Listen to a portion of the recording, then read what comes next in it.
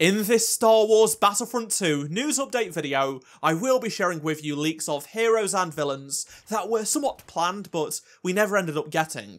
Before we do dive into all of today's news though, make sure you do subscribe to this channel so you won't miss any future Battlefront 2 videos. So, today's leak is going to be disappointing for most people because it is a what could have been for Battlefront 2. However, it's kind of fun in some ways. Allow me to explain. So, it's where the leaks come from, which is interesting, and just how the leaks are actually being remade into content. Basically, we have a list of heroes and villains that had music made for them, not just written by the composer Gordy Harb, but also performed by an orchestra and recorded. This leak is not even entirely new, but it's just never been talked about before. It's actually a few years old and just flown under the radar. These leaks have been kept within inner music score trading circles by the people that are part of them for years now. I was recently alerted by Battlefront community member and mod Mophead that someone had shared a leak on the John Williams fan forums back in 2023. Again, this has gone completely under the radar to everyone, no one noticed this. This leak is a huge one. It is official sheet music for Battlefront 2 and a list of music that was recorded for the game. It contains the thousands of pieces we all know and love, but also stuff that never saw the light of day. I really want to stress that the heroes and villains I am about to read out, which are part of this leak, were in various stages of development. Some of them were purely ideas and weren't close to releasing, whereas others were being worked on to be the next wave of heroes before development ended, but ultimately they weren't about to release. They weren't in a nowhere near finished state. You might be wondering, why would they make music for heroes and villains that were just ideas anyway? It doesn't make sense, right? If they never came out. The reason being is probably because they wanted to save time recording it back then, rather than having to reassemble an orchestra just for a few pieces, especially given that heroes were pretty few and far between. We saw this tactic deployed when they brought in the voice actors for the Clone Wars heroes. There are a few voice lines in the files that we can find from General Grievous, which are talking to Padme and Ahsoka, which back in 2018, when I made a video on that, everyone was under the assumption that Ahsoka and Padme would be next up. Of course, they never ended up coming out, and that was purely because they recorded voice lines for them just in case they ever were to make them. Instead of getting the voice actors in once again to do stuff, they could just do them there and then. I'm sure many of the other voice actors recorded lines that were meant for conversations with other unreleased heroes. We just haven't heard them. We just have a couple of voice lines in the files to go off. Let's now go through the list of unreleased heroes and their music. Firstly, we have Jar Jar. Yep, seriously, he was a consideration. Even though this music was made for him as if he was a hero, DICE actually wanted him to be an April Fool's announcer separately. This isn't news, this is something that I've actually reported on several years ago. It was put out by Jay, one of the former community managers on the game, and he said that they wanted Jar Jar to replace all the announcements in all of the modes, and the thing that prevented them from doing this was simply time. Next up, we have two First Order villains, and that is, of course, Snoke and Hux. The latter was more close to actually happening.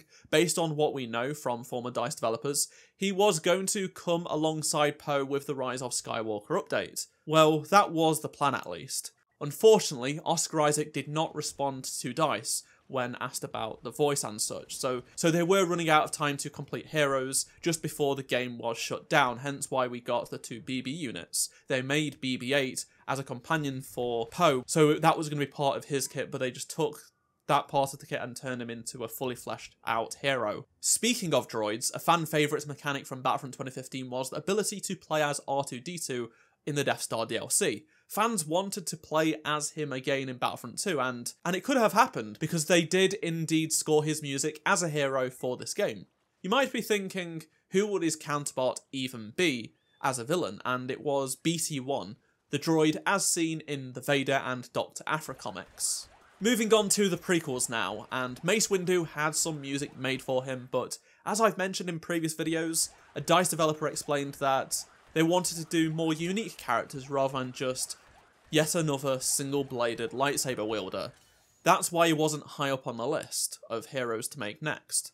A more unique character would have been someone like Captain Rex, who had music made for him as well, though it could be said he wouldn't be much too different from ARC Troopers, which were already heavily used in the game, so that's possibly why they didn't go and pursue him and focused on more unique reinforcement and heroes. On to two characters that were going to be the next to release if DICE were able to continue development. Both of these characters have their names misspelled in these music piece names, but the truth is, both Ventress and Ahsoka had music made for them. The Battlefront franchise's creative director Dennis Bramwell said back in 2021 that there may or may not have been prototypes of Mustafar, Ventress and Ahsoka for a Clone Wars drop following Scarif. That was the plan, a Heroes vs Villains map on Mustafar featuring Ahsoka and Ventress. It's an open secret that these two would have been the next two to join the roster. Guion, the hero designer, actually shared some information about these heroes and what they were going to be like. I believe this is from the chat of a stream my good friend Battlefront Updates did. Ahsoka and Ventress were going to be far more unique than the other lightsaber-wielding heroes in the game. They weren't just going to be another single-bladed lightsaber character, they were going to have unique lightsaber fighting styles, abilities, and animations. Then we have Padme Amidala and Jango Fett. These two were definitely some of the more requested heroes alongside Ahsoka and Ventress. Jango was considered an easy hero to make by the community because we already had Boba as a base. However, DICE definitely wanted to make more unique heroes rather than just reskinning a character. Like I said before in previous videos, DICE developers said Padme was going to be within the next 10 heroes, but not going to be the top one because she just wasn't going to be as unique enough for the gameplay side of things. So that was really interesting, right? And the person that leaked this, Film Score Media, worked with Frosty Potato 45435 to recreate some of the pieces of music based on the leaked score sheets. For example, the music made for Padme by Gordy Harb was using parts of Across the Stars.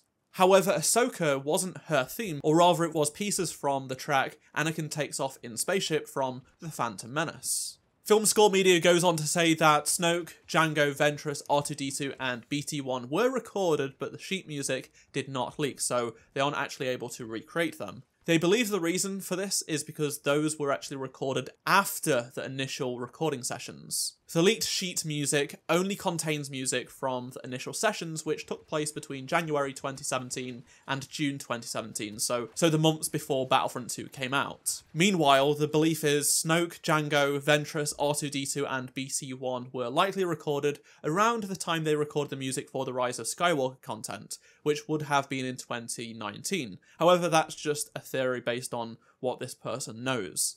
DICE actually found out a lot earlier than people think when they wouldn't be able to continue working on the game. It was back in either December or November, I can't quite remember the exact date, but so they knew when the TROS content was coming out that they wouldn't be able to continue working on this game for much longer after, say, April, which was the Scarif update. It's coming up on 5 years since the Scarif update, since Battlefront 2's development ended, and it doesn't get easy. I know people don't like hearing what could have been for Battlefront 2, but for me, it's important to get this sort of news out for preservation purposes and for knowledge purposes. Just get it out there. It shouldn't be hidden away just because people don't want to hear disappointing news. At the end of the day, the developers tried their best and gave us incredible content and also had tons planned. They were working on stuff, like I said, Mustafar, Ventress and Ahsoka and far beyond. I would love to hear your thoughts on anything I've talked about in this video, so please do let me know down in the comment section below.